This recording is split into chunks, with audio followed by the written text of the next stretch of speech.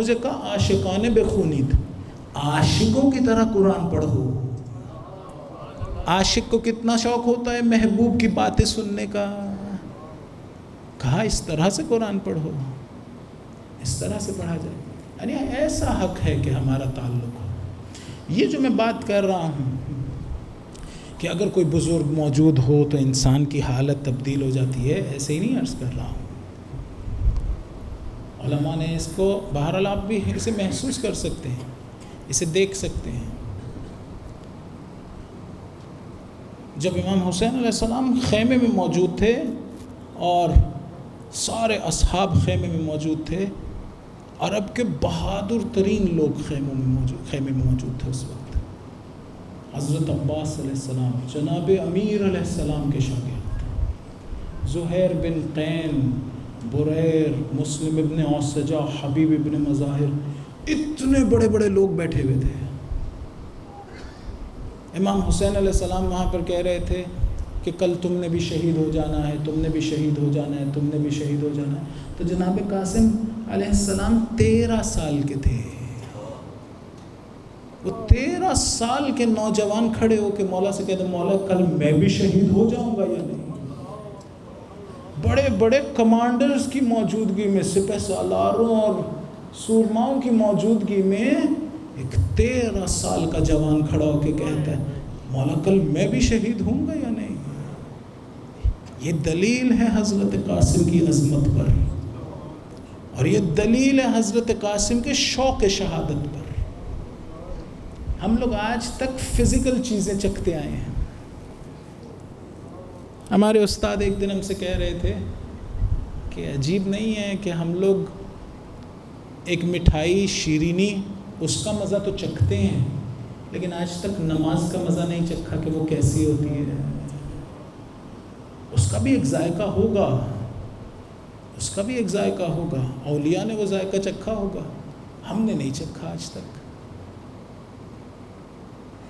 یہ جو meta physical چیزیں ہوتی ہیں عبادتیں خصوصاً، ان کا ذائقہ ہوتا ہے، ایک ذائقہ ہوتا ہے ان کا۔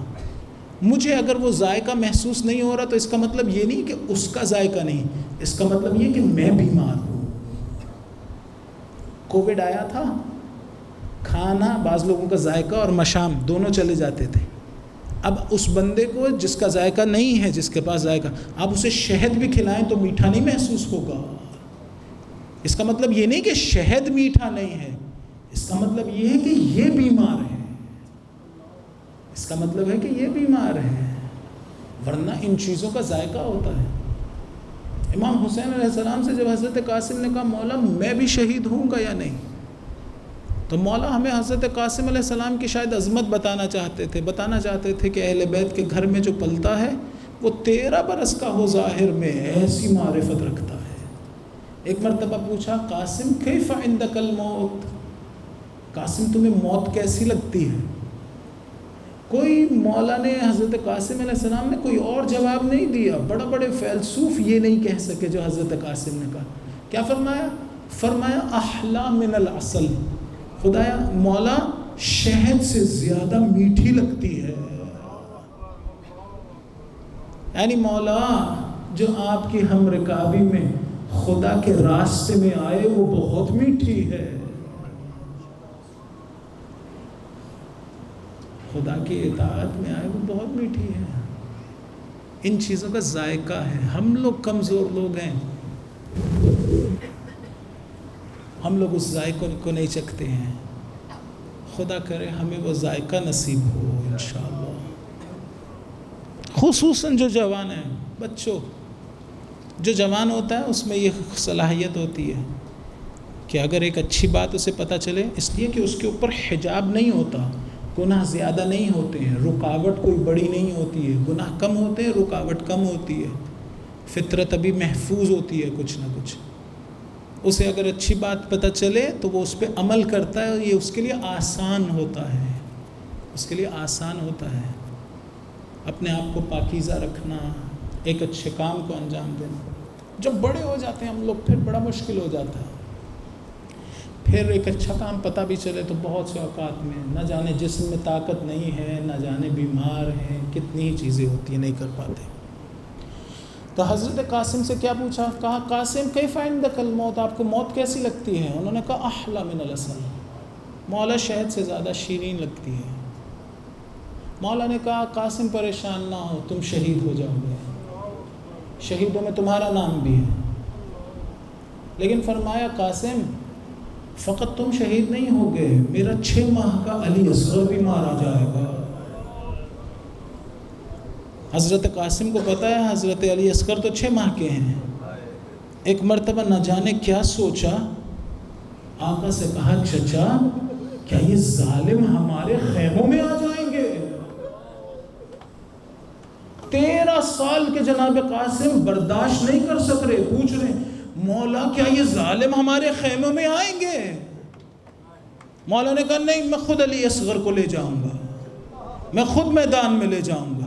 میں کہوں گا قاسم آپ 13 برس کے تھے، آپ سے برداشت نہ ہوا کہ کوئی خیمے میں داخل ہو۔ 10 محرم شام غریبہ میں یہ ظالم گھوڑوں پہ سوار خیموں میں آئیں گے، ہاتھوں سے نہیں نیزوں سے چادریں نوچتے ہوں گے۔ حضرت قاسم آپ تصور نہیں کر سکے، میں قربان ہو جاؤں اس امام پر جو ایسے بازاروں سے گزر رہا تھا جہاں پتھر برسائے جا رہے تھے۔ اجرکم اللہ۔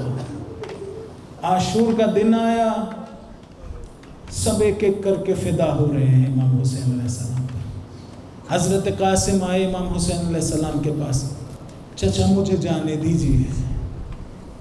امام حسین علیہ السلام کیا کہہ رہے ہیں؟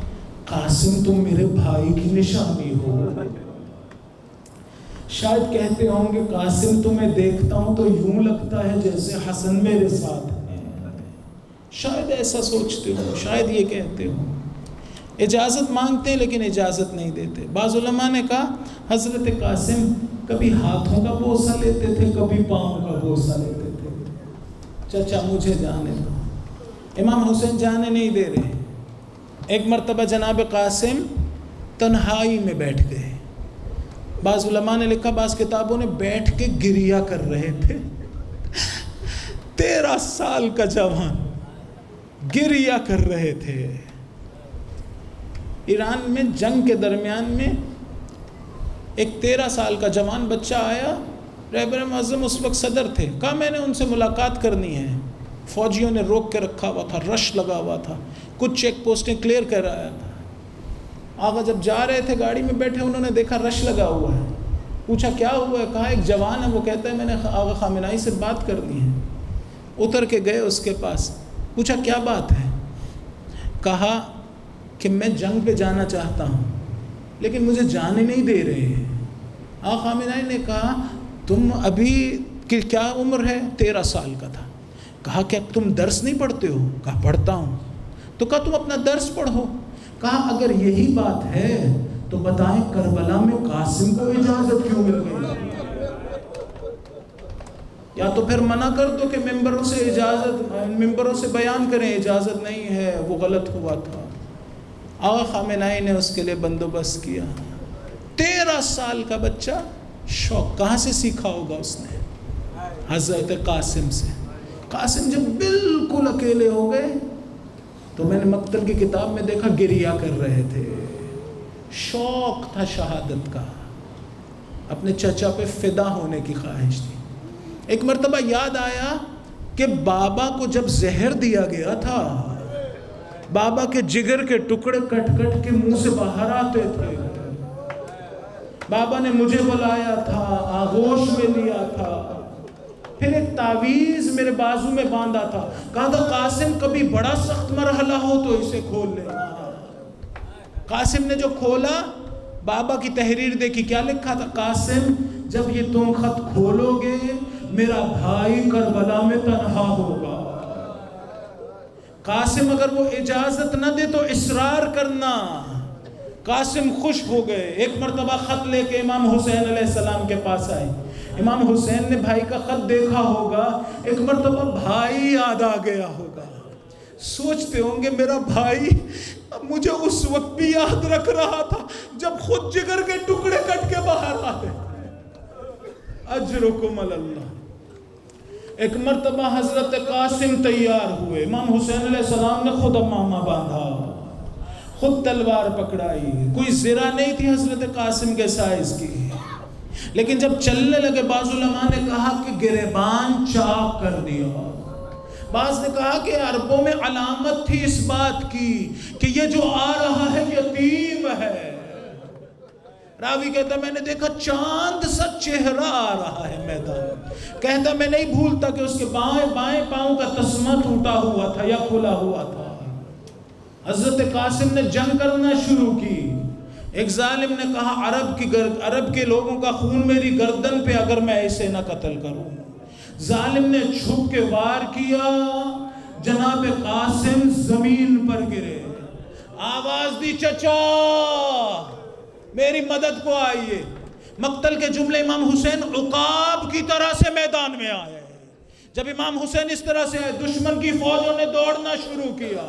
جب فوجیں دوڑ رہی تھی جناب قاسم کا لاشا پامال ہوا، ٹکڑوں میں بٹ گئے حضرت قاسم. امام حسین لاش کے سرہانے پہنچے، کبھی سینے سے سینہ لگاتے ہوں گے، کبھی پیار کرتے ہوں گے. راوی کہتا ہے میں نے دیکھا سینے سے سینہ لگایا. ایک مرتبہ لاش کو خیموں کی طرف بڑھایا، کہا میں نے دیکھا لاش 2 خط زمین کربلا پہ کھینچ رہی ہے. یعنی جسم اتنا ٹکڑوں میں بٹ گیا تھا کہ لاش زمین کربلا پہ خط کھینچ رہی تھی. بعض علماء نے کہا وہاں لا کے رکھی جہاں جناب علی اکبر کا لاشا تھا. ایک طرف جناب علی اکبر، ایک طرف حضرت قاسم. نہ جانے کس طرح سے ہمارا آقا سے وَسَيَعْلَمُ الَّذِينَ ظَلَمُوا مَا تَمَنَّ السَّلَامُ.